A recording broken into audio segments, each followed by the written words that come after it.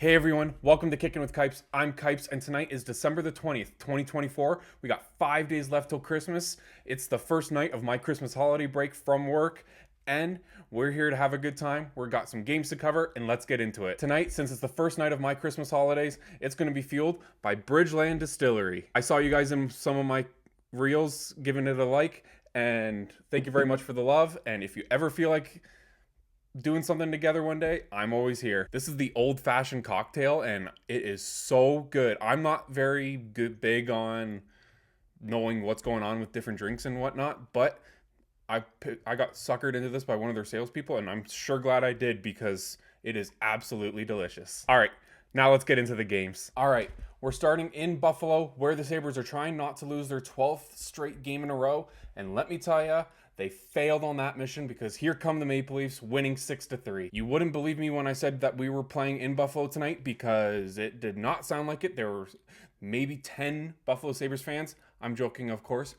But there were so many Leafs fans that hopped over the border into Buffalo tonight for this game. And it doesn't help that it's a Friday night right before Christmas. And a lot of people have the day off or got off early to start their holidays. And it was packed full of Toronto Maple Leafs fans. You could hear all night long. Matt Murray, you remember that name, Pittsburgh Penguins fans? Your Stanley Cup champion goalie. He came back to the NHL for the first time in 600 days. More than 600 days since his last NHL appearance. He came back and made 25 saves for the Leafs tonight in his first game since April 2nd, 2023. What an amazing comeback for this guy. He had a huge surgery last year, bilateral hip surgery to be exact. I don't even know what that is. I'm not smart enough to know what that is. All I know is it doesn't sound fun. It's not his first hockey game since that surgery, but he did return late last season, and I think he played 2 or 3 games for the Marlies, the minor league AHL team for the Leafs. So he has had some time to recoup and improve his hip and get back into the game of hockey. But let me just read you this tweet from NHL Public Relations. Matt Murray earned a victory for the Atlantic Division leading Toronto Maple Leafs. Here we go. 21-10-2, and they have 44 points. More than 600 days since his last NHL appearance. There's nothing else to say except for congratulations, Matt. You worked your tail off to get back to the league, and you did it, and you got a win. It looked a little dicey near the end of the game, but you still got that win, and I couldn't imagine how happy he is feeling right now. This was Matt Murray's first win since March 23rd of 2023 when they beat the Florida Panthers 6-2. It is just, there's nothing else I can say except for congratulations to Matt. It's absolutely amazing that he's back in the league. Back to the game, it was William Nylander. He had a goal and 2 assists. Bobby McMahon, Max Domi, and Nick Robertson each had a goal and assist for the Maple Leafs. And like I just said, they improved to 21-10-2. And they have won 5 of their past 6 games. Nice little run that they're on. Please keep it going. Unfortunately, I know that they're going to go into the game against, I think, the Islanders tomorrow night and probably lay an egg, but let's take this win and let's just keep going. Mitch Marner and John Tavares each had 2 assists tonight.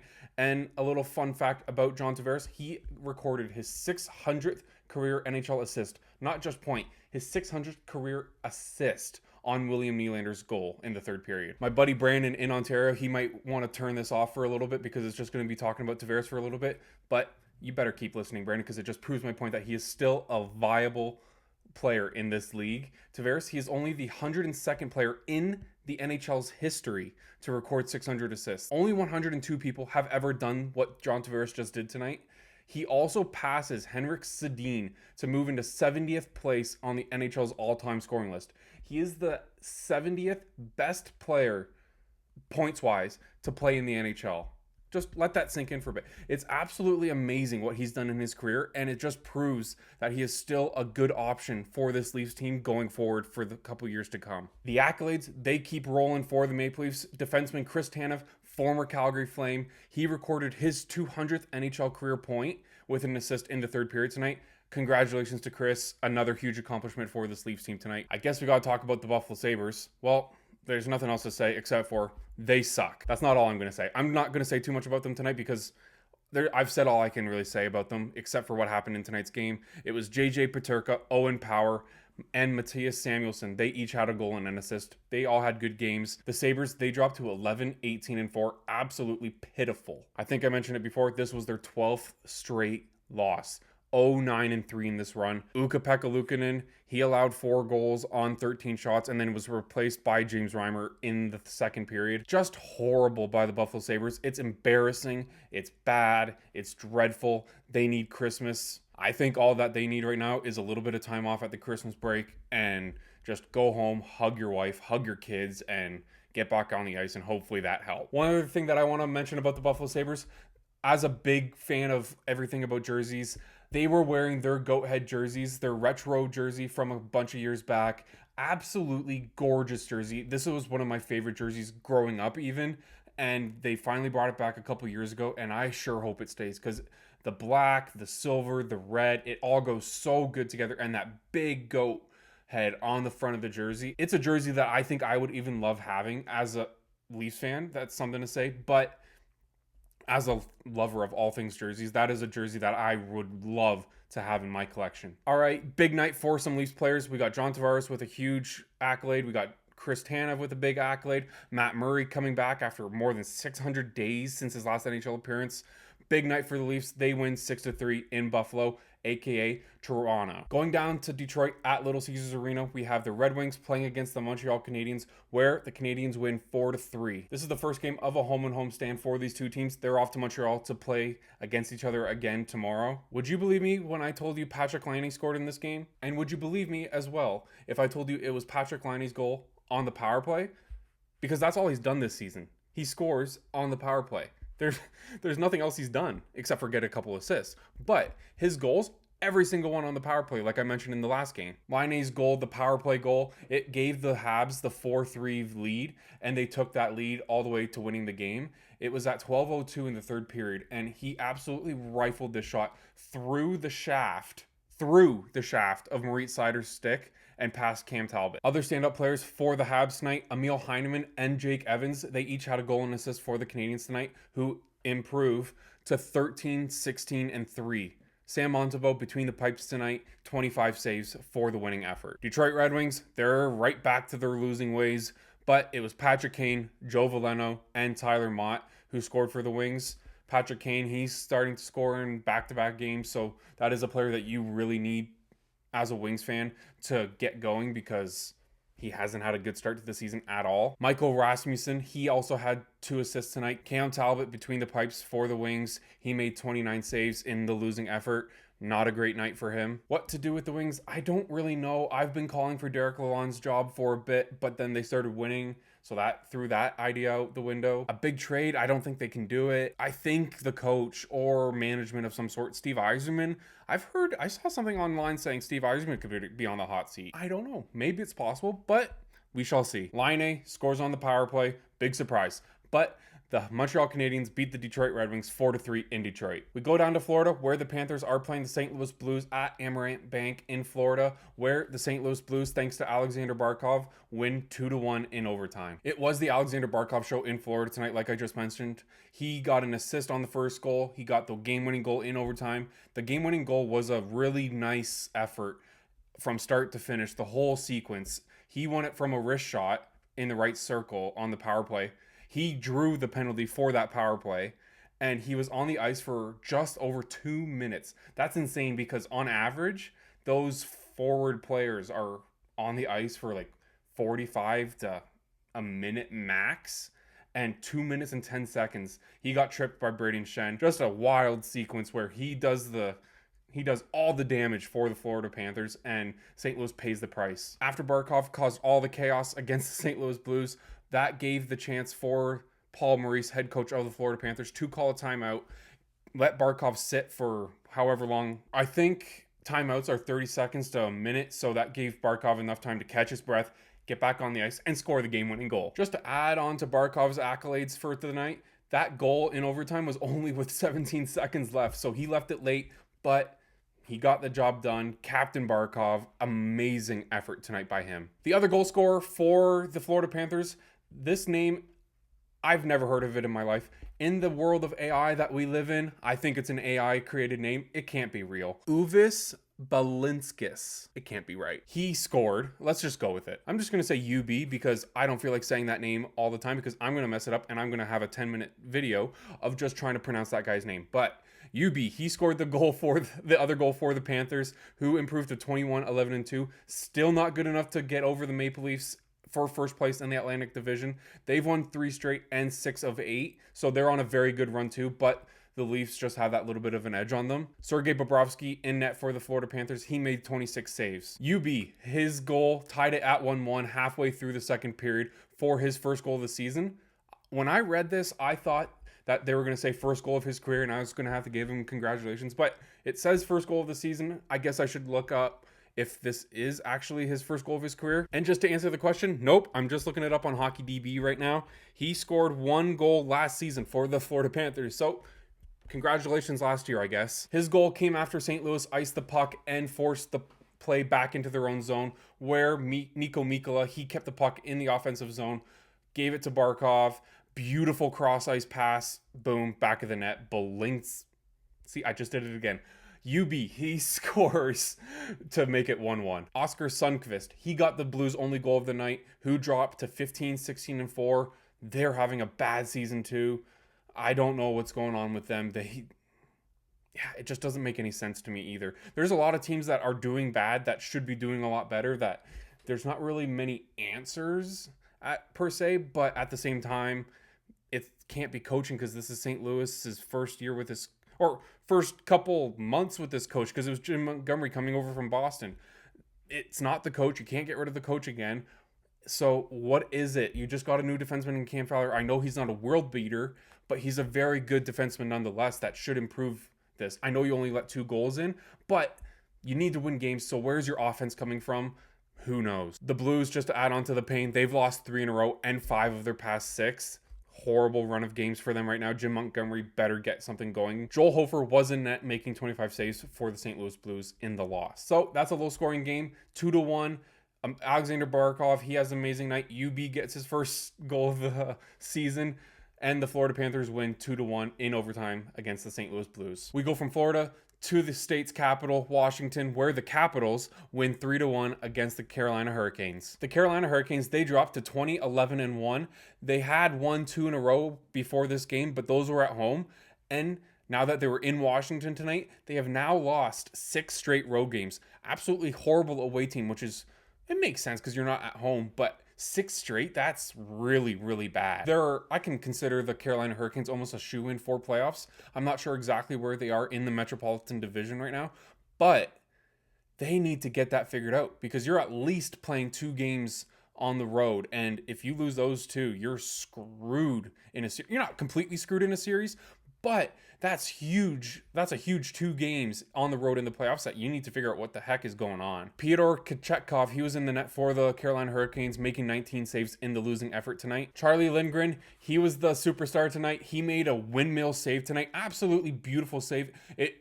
You can call it a desperation save, but the goalie has to make those stops. So no matter how you'd have to do it. So he did the whole twirling in the air, windmill style. I'll throw a picture up right now, and it is a gorgeous play. I've been told that I can't show videos, little clips, because I don't own the property to those little clips, but because it is Sportsnet or the NHL's property, I can show little things from Twitter and stuff, but I took this screenshot right off of a highlight, and I can show pictures. So this is the best I can do right now. He was getting hugs and high fives and fist bumps from his teammates, understandably so, after that save. The 3 goal scorers in the 3-1 win for the Capitals tonight was Connor McMichael, Alexei Protas, and Jacob Verana.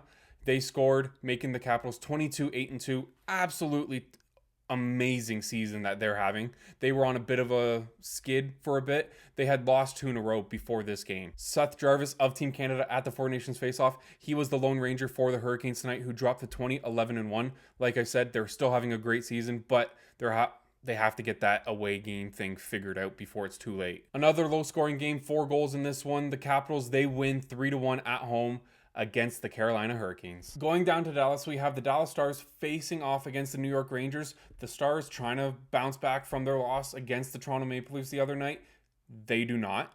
They lose 3-1 to the Rangers as the Rangers get back on track and back to winning ways finally. Big night for Igor Shesterkin in net. He earned his money tonight. He made 41 saves. Vincent Trocheck, he had a goal and an assist in this game as well. Riley Smith and Chris Kreider, they also had goals in this game for the Rangers, who improve to 16, 15, and 1. They had lost their past 3 games, so they desperately needed this win to get back over the 500 mark. But technically, according to me, they're still at 500 because they're 16, 15, and 1. That one loss in overtime, according to me, is still a loss. Yes, you got a point, but you are technically 16 and 16 on the season. Come on, New York. The lone Texas Ranger for the Dallas Stars tonight was Roope Hintz, getting the only goal for them. While Jay Gottinger, he got the loss en route to making 27 saves for the Dallas Stars, who drop to 19, 13, and 0. That ended their 6-game homestand with a 3-3 record. That's not great for the Dallas Stars for their expectations at home. They need to be a lot better. The Stars, just to prove how meh they were all night, they went 0 for 7.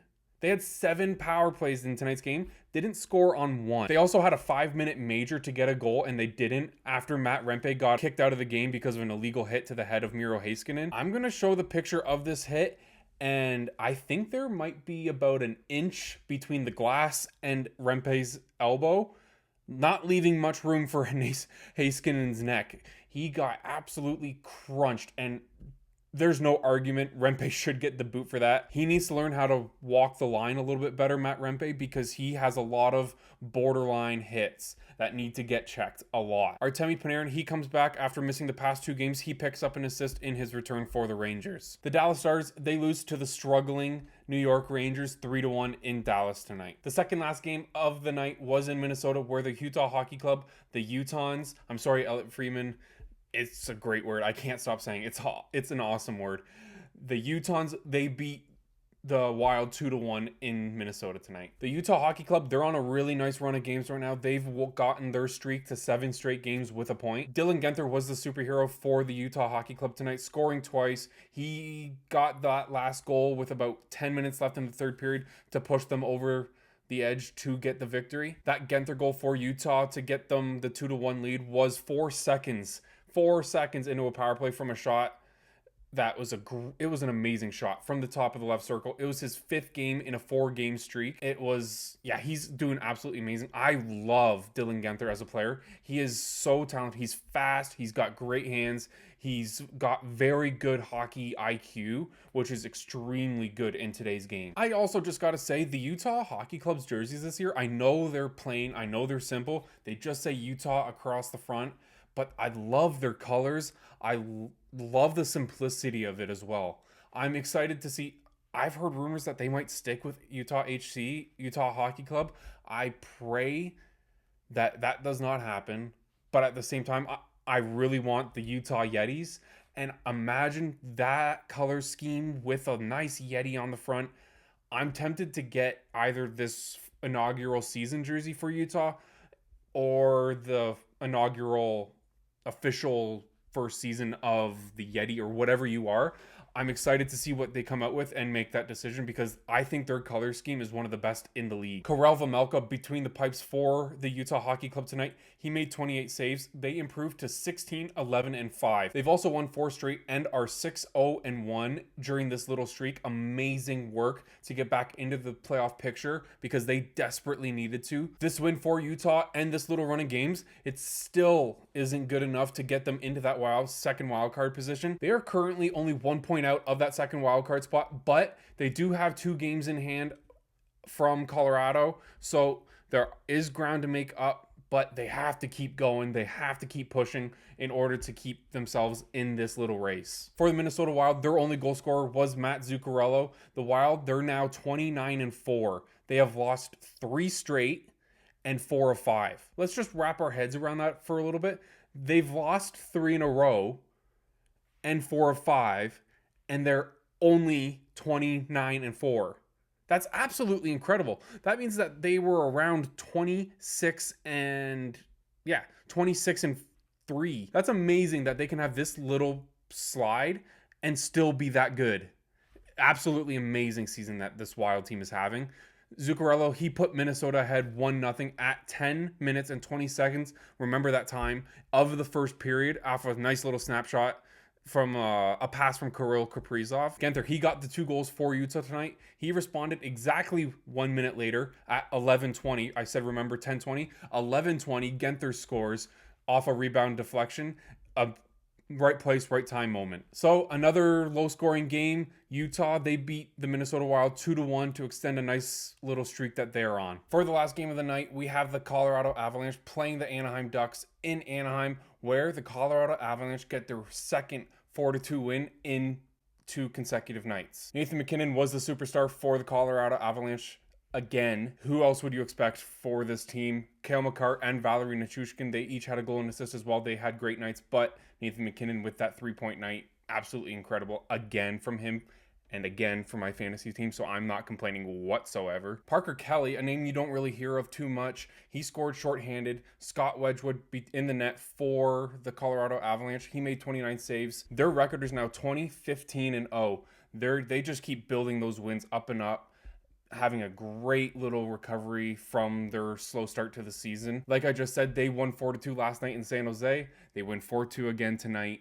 in Anaheim. For the Anaheim Ducks, Leo Carlsson and Alex Cologne scored. John Gibson in net makes 19 saves for the Ducks. They dropped to 12-15-4. They were actually not doing too bad. They were trying to win their 3rd game in a row for the first time all season, but just came up short in that effort. The Avalanche, they struggled out of the gate in this game. They were outshot by the Ducks 12-5 in the scoreless first period. The Ducks ended up taking a 1-0 lead after Leo Carlsson. He deflected a shot from the point from Jacob Trouba. The Anaheim Ducks, they ended up cutting the Avalanche lead from 3-1 to 3-2 after Pavel Mintyukov. He threw the puck towards the net. It went off Alex Killorn's leg and into the back of the net. But that was a little too late. Nathan MacKinnon, he put the puck into the empty net for that nail-in-the-coffin goal. Colorado Avalanche beat the Anaheim Ducks 4-2 in Anaheim. Thank you so much for watching this video. Hit like, hit subscribe. Thanks again to Bridgeland Distillery here in Calgary. You kept me going this video. It was a long week at work. You kept me going. You fueled this episode.